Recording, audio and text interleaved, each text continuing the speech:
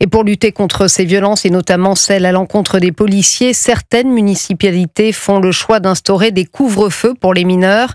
Illustration à Nîmes, où il entrera en vigueur ce soir entre 21h et 6h du matin pour tous les jeunes de moins de 16 ans.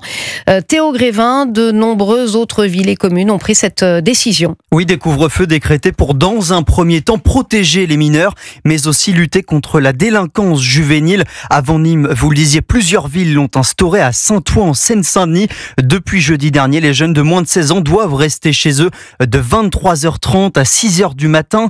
C'est aussi le cas à Meyzieu, dans l'agglomération lyonnaise. 40 000 habitants. La mesure s'applique uniquement à un quartier sensible. Et aussi étonnant que ça puisse paraître, même des petites communes interdisent maintenant aux mineurs de sortir seuls une fois la nuit tombée.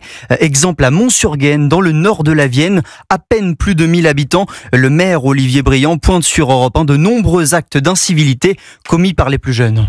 On constate en début de vacances scolaires une espèce de flambée des petites incivilités. C'est des graffitis sur le mobilier urbain, c'est des mobylettes ou des petites motos qui pétaradent pendant une partie de la nuit. Et c'est vrai qu'à un moment donné, si on veut conserver à la fois notre qualité de vie et le bien vivre ensemble, il faut frapper fort. Mais ce dispositif, comme partout, est difficile à faire respecter, surtout que sa commune ne dispose pas de policiers municipaux. Le maire en appelle donc à la responsabilité des parents.